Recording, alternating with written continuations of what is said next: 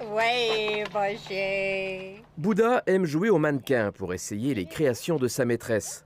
Mais il devra patienter pour de nouveaux modèles, car Yasmina Azam, qui confectionne ses articles, vient de reconvertir sa micro-entreprise. Je voyais qu'il y avait beaucoup d'engouement. Mon frère qui me disait « fais des masques, fais des masques ».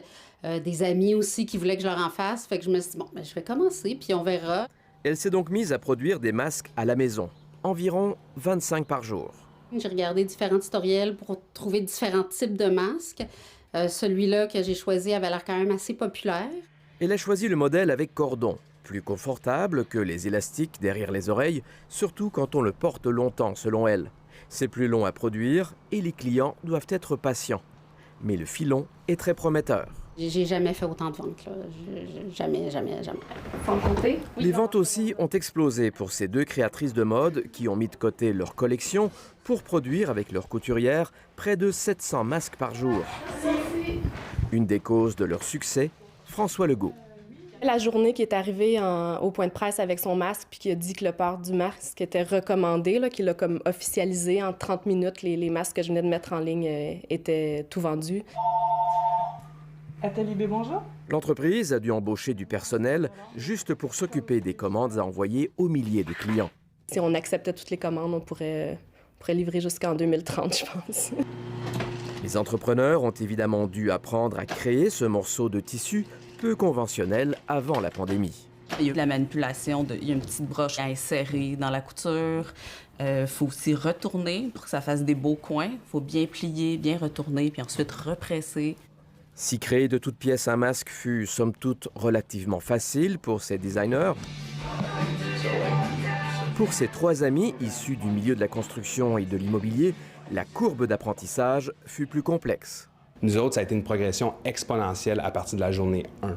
Cette semaine, on a environ, je vous dirais, 10 000 commandes par semaine là, qui rentrent là, en moyenne. Fait que c'est énorme. Avec toute une structure de vente sur Internet, Bien Aller a reçu des commandes pour 75 000 masques. Un succès qui les a forcés à s'approvisionner en partie en dehors du Québec. Élastique, coton à Montréal, extrêmement difficile à avoir sur main en ce moment. Donc, c'est pour ça qu'on s'est reviré vers nos partenaires coréens. Mais l'objectif demeure toujours le même, c'est d'avoir un produit qui est fait à Montréal. En attendant une production la plus locale possible, ils partagent une partie de leurs bénéfices avec la communauté. On reste dans les masques, on ne va pas dans d'autres domaines, mais on veut offrir aussi un soutien à différents organismes qui nous tiennent à cœur. Dans chaque boîte, on sépare, dans le fond, les masques par couleur. Anne-Marie Laflamme apprécie ses nouveaux produits, mais s'ennuie aussi de ses propres créations de mode. Il y a beaucoup de charge émotionnelle qui est plus lourde que lorsqu'on vend une robe, par exemple. Donc ça, c'est sûr que ça nous demande plus d'énergie. Puis aussi l'urgence d'avoir le produit, puis l'anxiété que ça crée, c'est quand même difficile à gérer. Donc, retourner à nos produits qui sont plus positifs et légers, disons, je pense que ça, à un moment donné, ça va nous faire du bien.